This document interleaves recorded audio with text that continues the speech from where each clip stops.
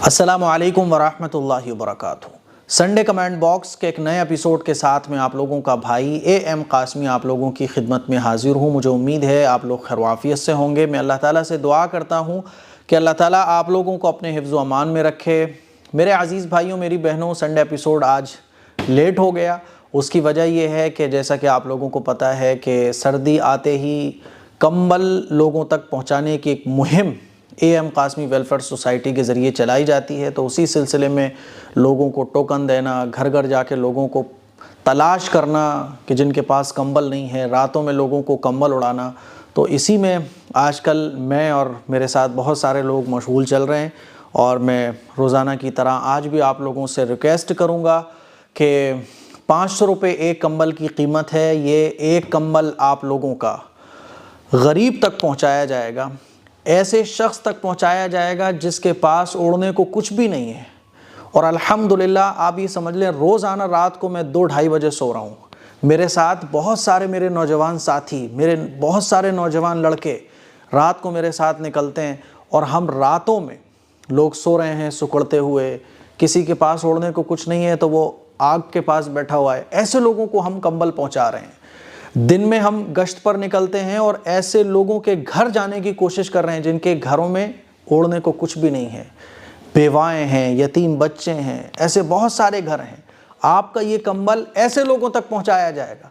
इसीलिए मैं आप लोगों से गुजारिश कर रहा हूं, 500 रुपये की एक कंबल की कीमत है। 500 रुपये कोई बहुत बड़ी रकम नहीं है। आप एक कंबल देना चाहें, 2 कंबल देना चाहें, इस सर्दी में मेरे साथ जुड़िए और ऐसे लोगों का सहारा बनने की कोशिश कीजिए। आपका अमाउंट इस अकाउंट नंबर पर आ जाना चाहिए। जितना हो सके ऐसे लोगों का ताउन करें। सदका, ज़कात, खैरात के ज़रिए 500 रुपये एक कंबल की कीमत है। इस हिसाब से आप दो देना चाहो, 4 देना चाहो, इस अकाउंट नंबर पर ट्रांसफ़र कर सकते हो। और ज़्यादा जानकारी के लिए आप 7417810799 सुबह 7:30 बजे से लेकर दोपहर के 12:30 बजे तक आप कॉल कर सकते हो। तो दुआ करें, इंशाअल्लाह पूरे सर्दी हम लोगों को कंबल पहुंचाने का ये काम कर रहे हैं, ताकि हदीस में है ना कि तुम ज़मीन वालों पर रहम करो, आसमान वाला तुम पर रहम करेगा। नया साल अच्छे कामों से नए साल की शुरुआत करो ना। नए साल की शुरुआत किससे हो रही है साहब? गानों के ज़रिए। नए साल की शुरुआत किससे हो रही है? डांस के ज़रिए, पार्टी के ज़रिए। नए साल में कोई भी ऐसा काम मत करें जिससे अल्लाह नाराज़ होता हो। नए साल का सेलिब्रेशन ये इस्लाम में नहीं है। हाँ, नए साल का आगाज़ शुक्र के साथ करो कि अल्लाह ताला ने तौबा के लिए, अच्छे आमाल के लिए एक साल और दे दिया। अल्लाह ताला ने नामे आमाल में नेकियां दर्ज कराने का एक मौका और हमें दे दिया, एक साल और दे दिया। अल्लाह ताला ने गुनाहों की माफ़ी के लिए, तौबा के लिए एक साल और दे दिया। शुक्र अदा करो अल्लाह का। सेलिब्रेशन, हैप्पी न्यू ईयर, इसकी इस्लाम में कोई जगह नहीं है। गैरों के तरीक़े इख्तियार करोगे कभी कामयाब नहीं रहोगे। नया साल पे शुक्र करना है। गरीब लोगों के कंबल का इंतज़ाम करो। एक कंबल का अमाउंट डाल दो या एक कंबल खुद ख़रीद के किसी गरीब को दे दो। नए साल का आगाज़, ये मौका है आपके पास, शुक्र के साथ करो। नया साल सेलिब्रेट करना जैसे कि गैर लोग करते हैं, ये इस्लाम में जायज़ नहीं है। हाँ, सूरज भी अल्लाह का बनाया हुआ है, चाँद भी अल्लाह का बनाया हुआ है, सारे दिन अल्लाह के बनाए हुए हैं। तो जब इस्लामी नया साल आए उस पर भी अल्लाह का शुक्र अदा करो, दुआएं पढ़ो।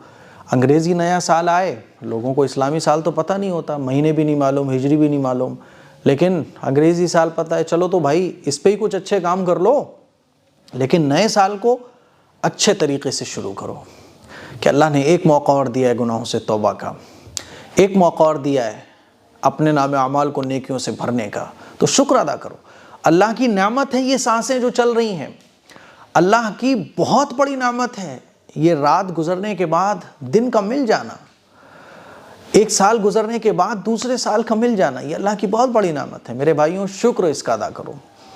चलिए सवालों का सिलसिला शुरू करते हैं। एक ज़रूरी ऐलान और समाअत कर लें। जो हमारे भाई, जो हमारी बहनें कुरान मजीद पढ़ना चाहते हैं, ठीक है, अलिफ से लेकर शुरू से कुरान मजीद पढ़ना चाहते हैं, तो आप लोग कुरान मजीद ख़वातीन को पढ़ाने के लिए हमारे पास ख़वातीन हैं, लेडी टीचर मौजूद हैं जो आपको ऑनलाइन कुरान मजीद पढ़ाएंगी।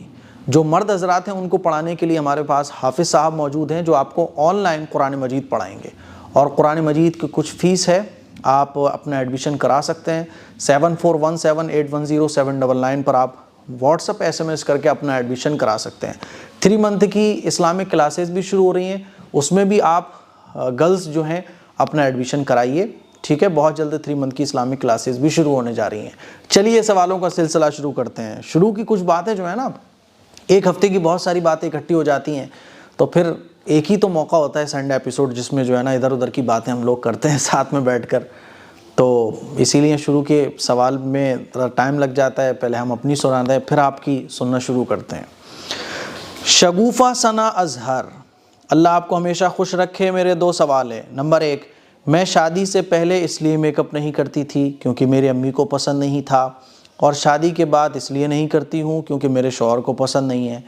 उनको सादगी पसंद है और मेरी अम्मी और मेरे शौहर समझाते हैं मेकअप करना, लिपस्टिक लगाना जायज़ ही नहीं है। आप कहते हैं जायज़ है। अच्छा, तो मैं हल्की फुल्की मेकअप कर सकती हूँ, उनको पसंद नहीं है तब भी मुझे गुनाह तो नहीं मिलेगा? देखो, सजना संवरना ये औरत की फितरत में है। हमने दीनदारी इसको समझ लिया कि औरत बिल्कुल सजना संवरना, ओढ़ना पहनना सब बंद कर दे। ऐसा नहीं है। औरत की फितरत में है सजना संवरना। मेहंदी औरतें लगाएं, है ना। सजने संवरने का मतलब एक तो होता है कि हमारे माशरे का सजना संवरना, जैसे हमारे माशरे में ट्रेंड चल रहा है सजने संवरने का कि औरतें इतना मेकअप इस स्टाइल का मेकअप चल रहा है हमारे समाज में आजकल, है ना। पार्लर में, ब्यूटी पार्लर में ऐसे मेकअप करके जो है ना आधे पौन घंटे ख़वातीन तैयार होती हैं कि एक्चुअल में अगर उनको आप देखो और मेकअप का एक फ़ोटो देखो तो आप पहचान नहीं पाओ कि ये मेकअप वाली खातून कौन है और बगैर मेकअप वाली खातून कौन है। 45-45 मिनट, 1-1 घंटा, और दुल्हन तैयार हो रही है तो अल्लाह माफ़ करे 6-6 घंटे दुल्हन को तैयार होने में लगते हैं। बाज़ दफ़ा तो आदमी जब सुबह उठता है ना तो परेशान हो जाता है, टेंशन। रात को जो बीवी जो दुल्हन बन के मेरे पास आई है ये वही है, और ये सुबह कौन आ गई, चेंज तो नहीं हो गई कहीं। ऐसा चलता है। मेकअप करने के बाद कुछ और मेकअप जब उतर जाए तो कुछ और। तो इस तरह का मेकअप और इतना टाइम मेकअप में बर्बाद करना, तो इस तरह के मेकअप तो दुरुस्त नहीं है और इस तरह के मेकअप करना भी नहीं चाहिए। बहरहाल सजना संवरना ये औरत की फितरत है, और औरत को सजना संवरना अच्छा लगता है, ये अल्लाह ताला ने उसकी तबीयत में रखा हुआ है। और औरत अपने शौहर के लिए सज और संवर सकती है। सजना संवरना कोई इस्लाम के ख़िलाफ़ नहीं है। इस्लाम के ख़िलाफ़ जो चीज़ें की जाएंगी सजने संवरने में वो गलत हैं। बाकी आप सजो संवरो, और शौहर को भी इसमें कोई प्रॉब्लम नहीं होना चाहिए। लिपस्टिक लगाना औरत के लिए बिल्कुल जायज़ है, हाथों में मेहंदी लगाना औरत के लिए बिल्कुल जायज़ है, पैरों में मेहंदी लगाना बिल्कुल जायज़ है, अंगूठी पहनना, जेवरात पहनना। बल्कि बीवी को तो हल्का फुल्का सज संवर के रहना चाहिए ताकि वो शौहर को अच्छी लगे, ठीक है। तो मेरे ख़्याल में ऐसे शौहरों को समझना चाहिए कि वो औरतों को सजने संवरने से ना रोकें। हाँ, हद से ज़्यादा ही कोई सजने संवरने में टाइम स्पेंड कर रहा है, और ये जो लीपा पोती चलती है ना एकदम प्राइमर वाली कि लुक ही पूरा चेंज हो जाता है, ऐसे सजने संवरने से बचना चाहिए, ठीक है। जैसे कि नकली बाल लगा लेना, है ना, नकली पलके लगा लेना, और हद से ज़्यादा लीपा पोती करना, इन तमाम चीज़ों से बचो। जायज़ और हद में रहते हुए सजना संवरना बिल्कुल जायज़ है। इससे ना शौहर को प्रॉब्लम होना चाहिए और ना किसी और को होना चाहिए, ठीक है। तो सज संवर सकती हो। हस्बैंड को आप बोलो कि भाई देखो इतना तो मुझे अच्छा लगता है कि मैं आपके लिए सजूं संवरूं, तो हस्बैंड को इजाज़त दे देनी चाहिए, ठीक है। नंबर 2, हम लड़की का नाम अप्सरा या फिर अफसरा रख सकते हैं? अगर रख सकते हैं तो कौन सा, अप्सरा या अफसरा? इसका माना भी बता दीजिए। देखिए, अप्सरा तो परी को कहते हैं, है ना। अफसरा तो शायद ये कोई नाम नहीं होता, अभी फ़िलहाल मेरे इल्म में नहीं है कि अफसरा भी कोई नाम है। अब अप्सरा नाम रख सकते हैं। बेहतर ये है कि नाम जो है ना आप सहाबियात के नामों पर रखो। आयशा रखो, फ़ातिमा रखो, मारिया रखो, है ना, या कोई और नाम रखो। अप्सरा देखो ये भी हिंदी का नाम है, तो ये नाम मुनासिब नहीं है, ठीक है। तो ये नाम मत रखो, आप जाने दो ना, बहुत अच्छे अच्छे नाम पढ़ें उसमें से कोई नाम रखो। अल्हम्दुलिल्लाह अलमाइटी। मुफ्ती साहब भाई एक सवाल है, अगर कोई शख्स दीन का इल्म दूसरों को सिखाए, जैसे सोशल मीडिया के ज़रिए शेयर करे, उनको बताए, पर अपने घर वालों को नहीं, जबकि उनके घर में दीन की बहुत कमी हो, तो क्या उस शख्स की सारी नेकियां बर्बाद हो जाएंगी? नहीं, नेकियां सारी बर्बाद तो नहीं होंगी, लेकिन अपने घर वालों को भी सिखाना चाहिए, बाहर वालों को भी सिखाना चाहिए। आप कोई अपने घर वालों को नहीं सिखा रहा है, बाहर वालों को सिखा रहा है, तो बहरहाल ऐसा नहीं है कि उसकी नेकियां ही बर्बाद हो जाएं सारी की सारी। घर वालों को ना सिखाने की का गुनाह उसको मिलेगा कि भाई घर वालों को भी तो सिखाओ, ठीक है। तो सबको सिखाना चाहिए दीन। तो डिसेंट मुस्लिमा, औरतों का जमात में जाना कैसा है? औरतें बाज़ार में जा सकती हैं, सड़कों पर टहल सकती हैं, रेस्टोरेंट जा सकती हैं मर्दों के साथ, अपने शौहर के साथ, महरम के साथ, सब जगह जा सकती हैं। तो जमात में क्यों नहीं जा सकती हैं? बिल्कुल जा सकती हैं। औरतों को जमात में जाना जायज़ है, जा सकती हैं। अजीब बात है कि लोग मसला पूछ रहे होते हैं क्या औरतें जमात में जा सकती हैं, और आप देखो मार्केट में औरतों से मार्केट भर रहे होते हैं। दिल्ली की मार्केट, आपके शहर की मार्केट औरतों से ही भर रही होगी। बुर्का पहनी हुई ख़वातीन अपने शौहर का हाथ पकड़े हुए मार्केट में घूम रही हैं, है ना। तो कोई नहीं पूछ रहा कि औरत का बाज़ार ऐसे जाना जायज़ है कि नहीं जायज़ है। नकाब खोल खोल के अपने फेस दिखा रही होती हैं दुकान वालों को, एकदम ठट्टे मारते हुए बातचीत चल रही होती है, दुकान वाला भी चाय वाय मंगा रहा होता है। तो जब इन जगहों पर जाने के बारे में कोई फ़िक्र नहीं है, तो जमात में जाना तो भाई एक दीन का काम है। बिल्कुल जमात में औरतें जा सकती हैं, जाना भी चाहिए वक्तन फ़वक्तन। टाइम है तो तफरी करने के लिए जा रहा हो ना, जमात में चले जाओ, तफरी भी होगी, अल्लाह के दीन का काम भी होगा। शाजिया पूछती हैं, मेरा एक सवाल है, जब सर्दी हो जाती है तो नमाज़ पढ़ने में नाक से पानी गिरता है तो नमाज हो सकती है? नमाज पढ़ते हुए नाक से पानी गिरता है तो नमाज हो जाती है। नाक से निकलने वाला जो पानी है वो नापाक नहीं है, ठीक है। फ़खरुद्दीन पूछते हैं, मेरा नाम फ़खरुद्दीन है, थाना पट्टी से। मेरा सवाल, नमाज जनाजा हो चुकी हो उसके बाद चेहरा देखना कैसा है? दूसरा सवाल, देखो नमाज जनाजा हो चुकी हो तो चेहरा देखना, क्या करोगे चेहरा देखकर? चेहरा देखना कोई फ़र्ज़ और वाजिब थोड़ा ही है।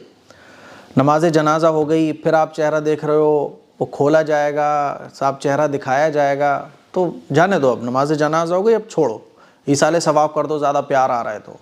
अजीब सूरत हाल है कि जब मुर्दा ज़िंदा होता है तो कोई देखने नहीं आता, और जब इंतकाल हो जाता है तो साहब हज़ार किलोमीटर का सफ़र करके आ रहे होंगे और मुर्दे को दफन नहीं करेंगे। अरे अभी फुला आ रहे हैं, अभी फुला आ रहे हैं, और आके क्या करेंगे? चेहरा देखना है साहब, एक्चुअली चेहरा देखना चाहते हैं हम। अरे तो चेहरा देख के क्या करोगे? अब नमाज जनाजा हो गई, अरे चेहरा देखना है साहब, आखिरी दीदार तो कर लें। इतनी मोहब्बत हो जाती है फिर अचानक से।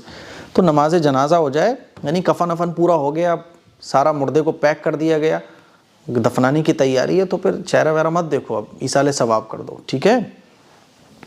ये असल में एक रिवाज हो गया है कि चेहरा देखो बस, ज़िंदा है तो मत पूछो, मर जाए तो चेहरा देखो, फिर ये लाजमी है। फिर उसके लिए 1,000 किलोमीटर का सफ़र करके क्यों ना आना पड़े। मोहम्मद तबरेज़ ख़ान पूछते हैं, मुफ्ती साहब मेरा नाम नरगिस है, मैं रायबरेली से हूँ, हमारी पूरी फैमिली आपकी वीडियोस देखती है, मैं आपकी बहुत पुरानी सब्सक्राइबर हूँ, आपकी वीडियोस से हमें बहुत जानकारी मिलती है, मेरी अम्मी ने भी आपको सलाम बोला है। वालेकुम वालेहिस्सलाम वरहमतुल्लाहि वबरकातुहू। मैंने आपकी अम्मी के सलाम का जवाब दे दिया है, और आपकी अम्मी मेरी अम्मी है ना, मेरी बड़ी हैं वो, तो मैंने उनका सलाम कबूल कर लिया है, और इंशाल्लाह जब रायबरेली आऊँगा तो आप लोगों की दावत भी कबूल करूँगा। नहीं दोगे यार दावत, ज़बरदस्ती दावत ले लूँगा, ठीक है। नरगिस कह रही हैं, मुफ्ती साहब उम्मीद है आप खैरियत से होंगे। अच्छा, अभी का तो सवाल लिया था अभी। अच्छा, इनके सवाल भी है। नंबर 1, क्या अगर नमाज में कलाई की हड्डी खुली हो तो नमाज नहीं होती? कलाई की हड्डी ये खुली है ना, नमाज हो जाएगी इससे, तो है ना, नमाज हो जाएगी। लेकिन कलाई की हड्डी भी कवर हो जाए तो बहुत अच्छी बात है, लेकिन नमाज हो जाएगी, ठीक है। क्या रिंगटोन पर सूरत नहीं लगाना चाहिए, क्योंकि जब फ़ोन आता है तो सूरत पूरी नहीं होती है और हम लोग फ़ोन रिसीव कर लेते हैं? देखो, रिंगटोन पर कुरान की आयत नहीं लगाना चाहिए, क्योंकि जब फ़ोन आएगा, कुरान की आयत बजेगी, तो बाज़ दफ़ा क्या होता है कि हमें जो है ना, वो बातचीत कर रहे हैं हम लोग, या रिंगटोन फ़ोन आ रहा है, कुरान मजीद की आयतें बज रही हैं, लोग बातचीत कर रहे हैं, तो इससे जो है ना, कुरान मजीद जब पढ़ा जाए तो खामोश रहना चाहिए। तो इससे कुरान मजीद की जो रिंगटोन लगी हुई है ना सूरत की, उसमें कुरान की बेअदबी का पहलू है कहीं ना कहीं, इसलिए कुरान मजीद की आयत ना लगाओ, ठीक है। अजान लगा लो या कुछ और लगा लो। अच्छा, बताइएगा ज़रूर, मेरे लिए दुआ कीजिए। बिल्कुल, मैंने बता दिया, और हम आपके लिए दुआ भी कर रहे हैं, बिल्कुल।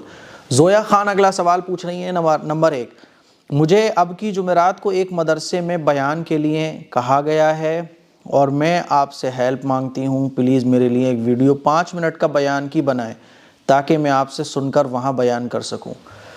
देखो अब मेरा कोई बयान तो यूट्यूब पर नहीं है, हो सकता है किसी ने अपलोड किया हो तो मुझे नहीं मालूम। बाकी आप अभी मैं मुस्तफ़ाबाद गया हुआ था, खैर वो भी बयान आपके समझ नहीं आएगा क्योंकि ऑडियो क्वालिटी अच्छी नहीं होती है। आप ऐसा करो, मुफ्ती आसिफ साहब आसान दीन है ना, आसान दीन जो हमारे दोस्त हैं ना मुफ्ती आसिफ साहब, उनका यूट्यूब चैनल है, तो उनके बयान शायद पड़े हुए हैं, तो उनका बयान आप सुनो, बहुत अच्छे अंदाज में बात करते हैं। आप ऐसा समझ लो मेरे डुप्लीकेट समझ लो, है ना, बल्कि मेरे से बहुत अच्छे हैं वो। मतलब आप मुझे ही सुनना चाह रही हो तो मैं कह सकता हूँ मेरे डुप्लीकेट, वरना वो इल्म में माशाल्लाह बहुत बड़े आलिम हैं।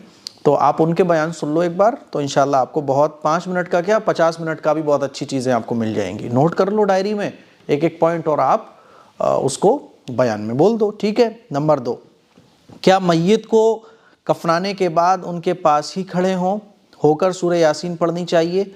नहीं, मैयत को कफनाने के बाद पास खड़े होकर सूरह यासीन पढ़ना ज़रूरी नहीं है, आप कहीं भी बैठ के सूरह यासीन पढ़ लो। सूरह यासीन पढ़ी जाती है ईसाले सवाब के लिए, तो वो कहीं भी बैठ के पढ़ सकती हो आप। नंबर 3, क्या जब मैयत हो जाए तो सूरह बकरा पढ़नी चाहिए, और अगर पढ़नी चाहिए तो इसकी क्या हकीकत है? देखिए, मैयत हो जाए तो किसी का इंतकाल हो गया तो कुछ भी पढ़ो आप, कोई मसला नहीं है, ठीक है, ईसाले सवाब के लिए कुछ भी पढ़ो आप। रही बात ये दफनाने के बाद, तो दफनाने के बाद जो है ना उंगली रख के पढ़ा जाता है सूरह बकरा का पहला रुकू, ठीक है, उंगली रख के यही पढ़ा जाता है। चलिए, नंबर 4, क्या ससुर के साथ उम्रे पर जा सकते हैं? कहते हैं कि अगर जवान ससुर हो तो उनसे पर्दा करना चाहिए। प्लीज़ मेरे सवाल ज़रूर ले लेना, बाकी आपकी मेहरबानी होगी। अच्छा, देखिए, ससुर के साथ उम्रे पर जा सकते हैं बशर्ते के ससुर जो है ना वो नेक आदमी हो। बाद ससुर जो है ना बड़े नालायक होते हैं, बहू पर भी गंदी निगाह रखते हैं। तो ससुर दुनियादार आदमी है और फितने का अंदेशा है जहाँ, तो वहाँ ससुर के साथ उम्रे पर नहीं जाना चाहिए।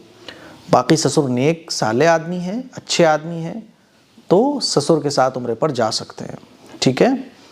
फितने का अंदेशा अगर है ससुर के साथ जाने में तो नहीं जाना चाहिए, ठीक है।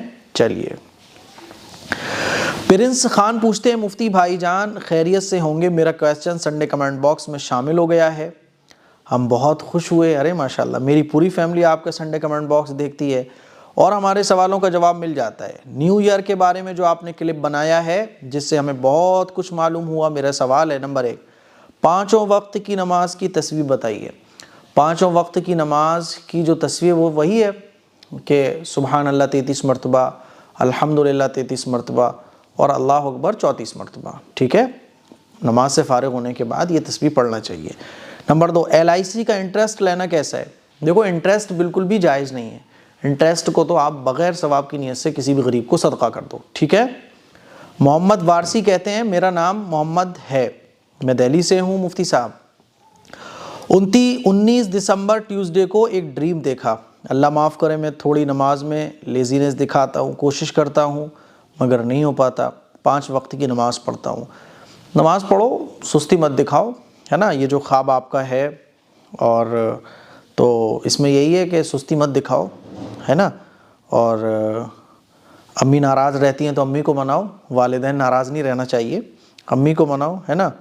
और बाकी इतना आप टेंशन मत लो ख्वाब के बारे में, अम्मी को मनाओ, माँ बाप को राज़ी रखो, माँ बाप को नाराज़ ना करो, ठीक है।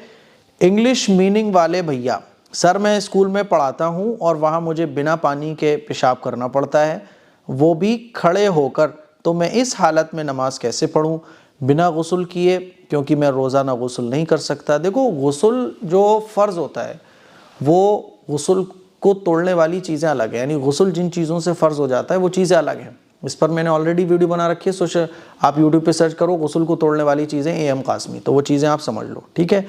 रही बात ये कि पेशाब करने के बाद आप पानी नहीं होता आपके स्कूल में, तो आप टिशू रख के ले जाओ, टिशू पेपर रख के ले जाओ और पेशाब करने के बाद आप टिशू से इस्तिंजा कर लो, ठीक है। पेशाब के कतरे वगैरह जो निकल रहे हैं उसको अच्छे से वॉश कर लो टिशू से, ठीक है, टिशू से साफ़ कर लो। बाकी आपको नहाने की ज़रूरत नहीं है, ठीक है, नहाने की ज़रूरत आपको नहीं है, ठीक है। चलिए, स्टडी नियाज वारिस मुरादाबाद उत्तर प्रदेश से, घर में जानदार फ़ोटो लगाना कैसा है अगर उस पर कुछ लिखा है जैसे human body, diagram, parts of the body and study से रिलेटेड। देखिए, जानदार का फ़ोटो लगाना ये जायज़ नहीं है। जानदार का फ़ोटो लगाना, अल्लाह के नबी सल्लल्लाहु अलैहि वसल्लम का इरशाद है कि जिस घर में तस्वीर होती है उस घर में नेकी के फरिश्ते दाखिल नहीं होते। तो जानदार की फ़ोटो घर में नहीं लगाना चाहिए, ठीक है। कोई और आप सीनरी वगैरह कोई और टाइप का फ़ोटो लगाओ, दरख्तों के फ़ोटो लगाओ, पहाड़ों के फ़ोटो लगाओ, जो जानदार चीज़ें हैं उनके फ़ोटो लगाना जायज़ नहीं है।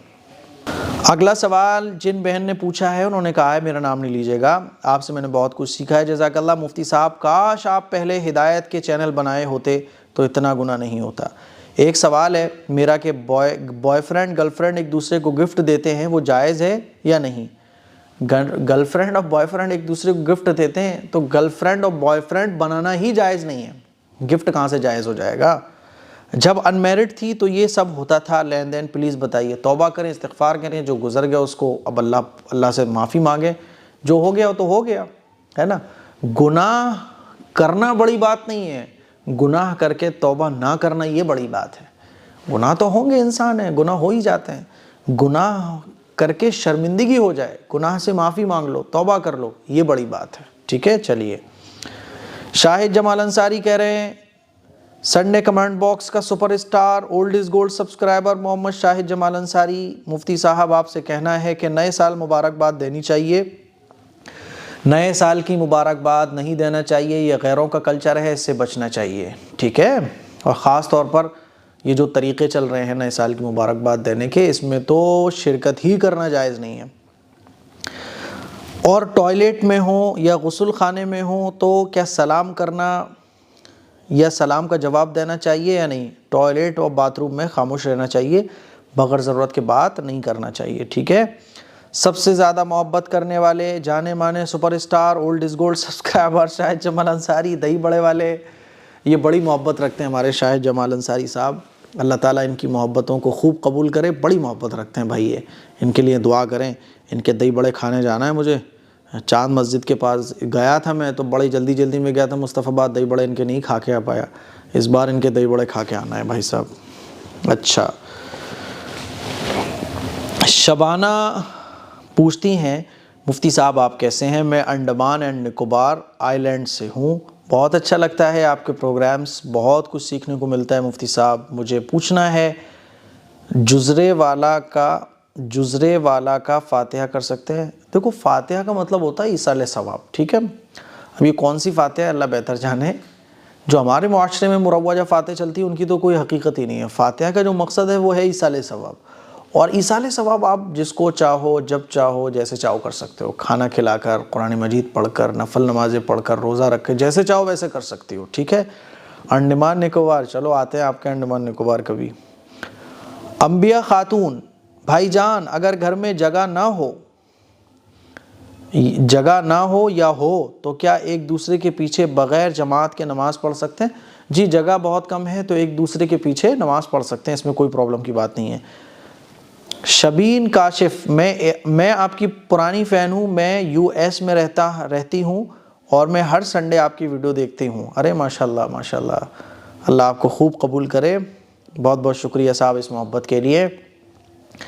मोहम्मद शाकिर, मुफ्ती साहब मैं आपकी सारी वीडियोस दिलो जान से देखता हूँ, मेरे 3 सवाल हैं। क्या टॉयलेट में बैठकर अजान का जवाब दे सकते हैं? देखो, टॉयलेट में ज़बान से कोई भी अल्लाह का नाम, मुबारक चीज़ों के नाम नहीं ले सकते, ठीक है, ये अदब के ख़िलाफ़ है। नंबर 2, घर में नींबू का पेड़ लगाने से और घर में सिपली इल्म के काला जादू से हिफाजत रहती है? ऐसा कुछ भी नहीं है ना, जादू वादुओं से हिफाजत रहती है पाक साफ़ रहने से, 5 वक्त की नमाज़ें पढ़ने से, सुबह फजर की नमाज़ पढ़ने से, कुरान मजीद की तिलावत करने से, समझ गए। नंबर 3, नया साल मुबारक कहना कैसा है?